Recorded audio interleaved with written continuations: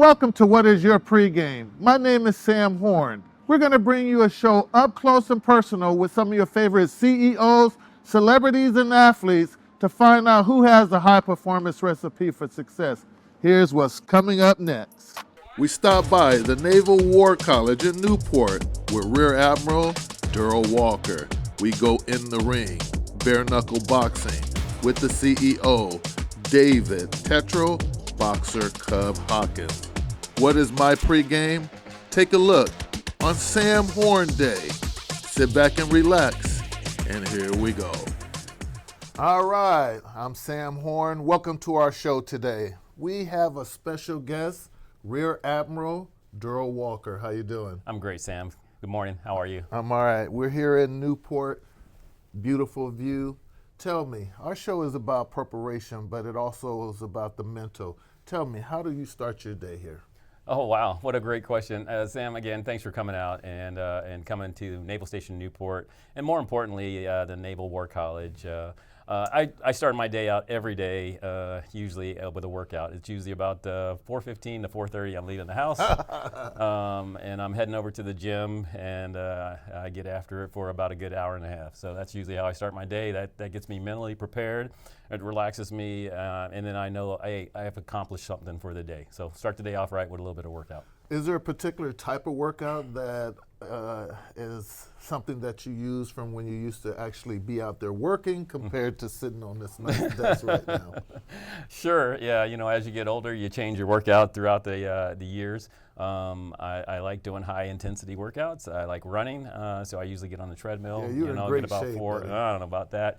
Love pull-ups, my all-time favorite exercise. Sorry, I can only do one pull-up, so when you say that, I'm very jealous. Keep going, sorry. Fair enough. Yeah, even with a bad back, I just get after it. And then I would say I like group exercises, so every once in a while our gym has some great group exercises where you can kind of have the camaraderie of everybody working out. And when I get a chance, I have the opportunity, I'll go over there and do a group workout. All right, so once again, to be in your position, in today's world, there's a lot of stuff going on. Tell me, how hard is it to get to where you are as an admiral or someone very high up? But more importantly, is it harder to stay there? Because you've been doing this for a long time. I know you're about to retire. Yes, sir. But you've been here a long time. Yeah. What was that journey like? Wow, it's a long journey, and as I tell young men and women that decide to wear the nation's cloth, hey, you have to break your life up, and I kind of say every decade, hey, what do you want to do? And at one point in my life, when I was a young lieutenant, I have a family, I had 3 kids, my wife, I made the decision, hey, I'm going to probably get out of the Navy. But I had some leadership that came and talked to me and said, hey, we think you have you're doing well. This is what we recommend you do. And I decided to stay. And, it was a conversation with me and my wife. And, I have no regrets. I am so humbled to be in this position. So, yes, sir. So along the way, you say you've been doing this a long time. There's a lot of failures. There's a lot of successes. Mm-hmm. Do you learn more from either one, or is it a combination of both? Yeah, absolutely. Another great question.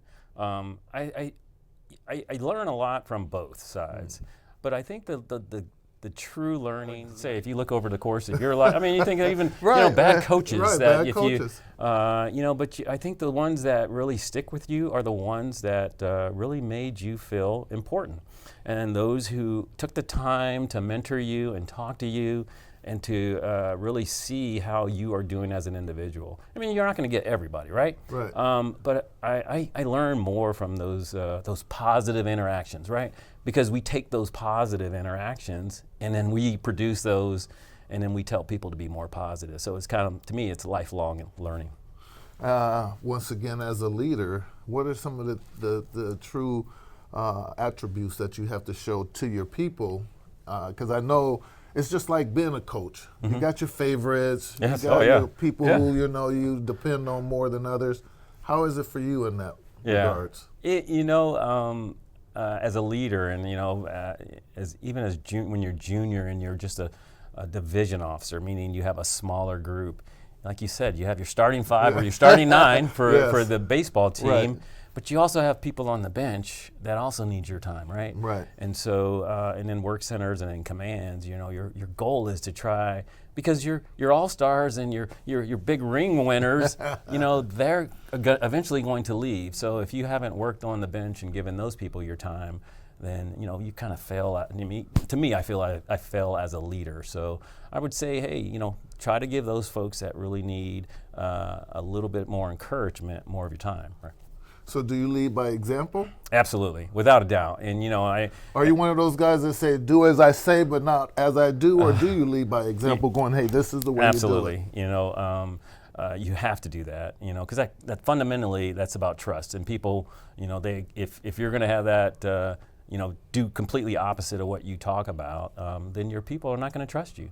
They're not going to believe in you. They're not going to believe in the institution, the organization, and they think that you're just looking out for yourself. So, I fundamentally have just led by example. And granted, no one does everything perfect in life. Be lying to say if I hadn't done something wrong in my life. But the older you get, and as you go through life, you have to lead by example. I fundamentally agree that with leadership. The buck stops with me, and if I'm not doing it right, then why would everybody else want to try to do it right? You're watching What Is Your Pregame? We'll be right back after these messages. Kid, I've been eating steaks my whole life. Nothing impresses me anymore. Steakhouse in Quincy, guy? We'll see about that. What the beef is that? Oh my God. Hey, don't tell anyone about this place. I don't want to wait in line. Seriously, don't tell anyone. Please. Take care, brush your hair. Tell your mother I said hi. Mason's, best kept secret. Not for long. Hi, I'm Sam Horn, and this is What Is Your Pregame. We go inside the mindset, ritual, and preparation of elite athletes, CEOs, entertainers, and cultural icons. Not the human highlight reel, the grind behind it, the mental toughness, the discipline, the edge built when no one's watching. Because talent gets attention, but preparation wins championships. This isn't motivation, it's a blueprint. So before you step into your next moment, ask yourself one question. What is your pregame? I'm Rear Admiral Daryl D-Day Walker, the president of the United States Naval War College here in Newport, Rhode Island. So when you hang out in Newport, what is your pregame? All right, welcome back to What Is Your Pregame. We're hanging out with David Tetral of Bare Knuckle Boxing. That's right. CEO, man, visionary. Doesn't get you. better than that. Welcome to the show. Well, thank you so much, and thank you for being out here for BKB 52 here at Foxwoods Casino. We're going to have a heck of a night. Great fights tomorrow night. Amazing atmosphere here, and we're excited about being on your show today. Well, tell us, everyone has seen this. I remember back in the days we saw this, but it has really come to fruition where it's something that everyone wants to watch. Yeah. What's the attraction to this? Well, the attraction to this is that boxing as a sport has aged up, right? So that's a lot of the Gen X generation. They love the sport. There's a lot of boxing purists. But what Dana White did with the UFC over so many years, he changed the mindset and the zeitgeist around combat sports. We are the next evolution of that with bare knuckle boxing, and we're doing the same thing. We are changing that zeitgeist. We're attracting the Gen Z generation, the millennials. They love the fast action, the quick knockouts, and of course our Trigon. Well, speaking of that, I was up there in that ring. You don't have much room to hide, and you definitely can't run. So was that the thought behind this in the beginning? Yeah, I mean, the whole thing is the Trigon is the smallest surface in all of combat sports. And what it does is it just forces action. So when it forces action, it's nothing but a visceral opportunity for people to participate and just enjoy our entertainment. So, of course, you're the mind behind it. But speaking of the mindset, what kind of mindset does it take for these guys to get in here and have to really deal with a violent sport? I mean, I look at this in two separate categories, and it's men and women that participate in this. First of all, there's an ultimate brotherhood between the fighters, the warriors that enter the ring. They have deep, deep respect for one another going into the fight, during the fight, and after the fight.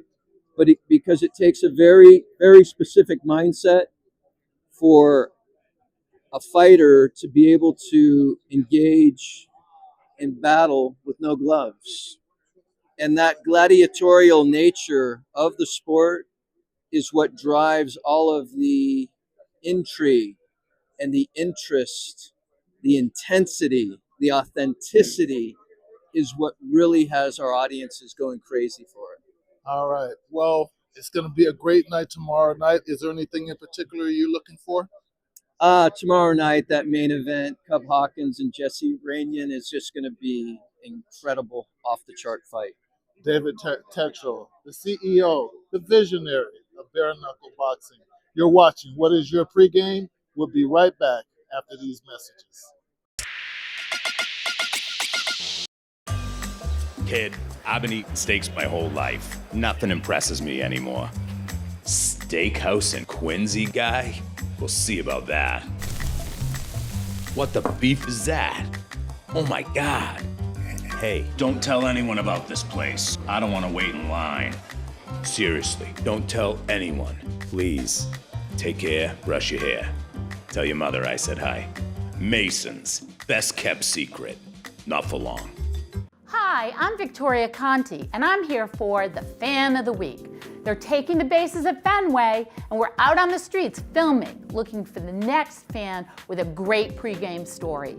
So come on over before the game and tell us, what is your pregame recipe for success? Can't get there? That's okay too. Send in a video with your pregame ritual to fan@whatisyourpregame.com or upload it to Instagram or Twitter and use the hashtag WYPG. Don't forget to add your contact information, and you too may be featured as our Fan of the Week. Back to you, Sam. And welcome back to What Is Your Pregame? I'm Sam Horn. I'm hanging out with a guy, I don't know his name, but during the weigh-in, they said this guy is bad. What's your name, big man? My name is Cub Hawkins. So tell us, Mr. Hawkins, when you're in there fighting, we always talk about the mindset. That's what our show is about, pregame mindset and preparation. What does it take to get in there and brawl the way I see you doing it? My dad, growing up, drilled me on the 5 Ps. Proper preparation prevents poor performance. So, before this fight, I did everything I needed to do to, perform, the best. So, the right mindset, how you eat, what you do during the day, all that matters. And, that's why I'm a bad man. Speaking of a bad man, you said eat. That's part of our thing, nutrition. When do you eat, and what would you eat when you know you have to have a battle such as this, but you still want to be light on your feet? I prefer rice, fish, chicken. Hydrate with just water, liquid IV, vegetables, anything like that. I don't really like to eat fatty foods, fast food. I just feel sluggish. So I eat healthy and helps me mentally. Training. Is training something that really is important? I know we look at boxers, we always see them running and sit-ups and all of that and punching bags. How much of that plays into preparing yourself instead of looking at analytics and looking at the weakness of your opponent? Oh man, it matters so much to prepare properly. It makes your mental feel amazing, even though it's physical. So all the running, getting up early, and doing what you have to do to make yourself feel better, like that all matters. So this is one of the baddest men in bare knuckle boxing. What was your name again? My name is Cub Hawkins. You better watch out for this man. He's quiet but deadly. You're watching What Is Your Pregame? We'll be right back after this message. Hi, this is David Tatro, and you're watching What Is Your Pregame? Welcome back to What Is Your Pregame? I'm Victoria Conti, and I'm here with David Tetrod of Bare Knuckles Boxing. David, tell me, what is that one main ingredient, that one key element that these athletes have to have in order to be successful in this sport? They have to have a very strong mind that allows them to enter battle without any gloves on And that mindset has to exude nothing but confidence. If you don't have confidence coming in here, the fast pace of the fights, they'll get you. And our fighters, they just come from a different level of thinking, a different discipline. You know, many of them are martial artists, many of them are boxers, former MMA fighters. They have that grit, they have that determination, they have that mindset, and they have a love for fighting.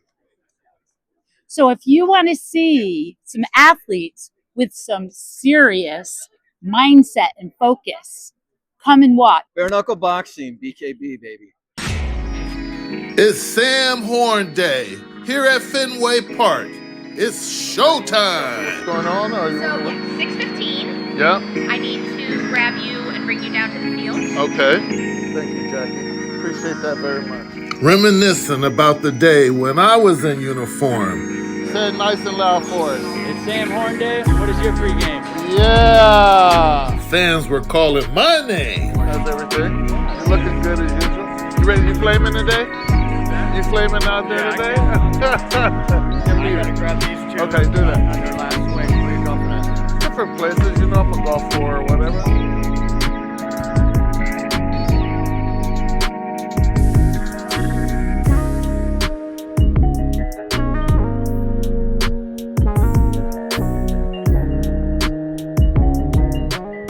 I remember stretching, getting ready to run those bases. Who you kidding? I was trying to hit 500 footers. All right, 80. That's a good number. 80 with a breeze. There you go.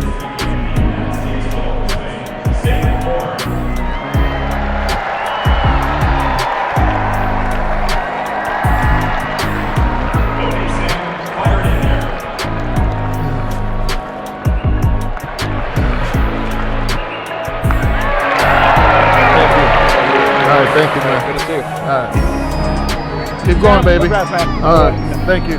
Thanks, Sam Kennedy and the Boston Red Sox for making this happen. A special day. Thank you. Sam Horn Day here at Fenway Park.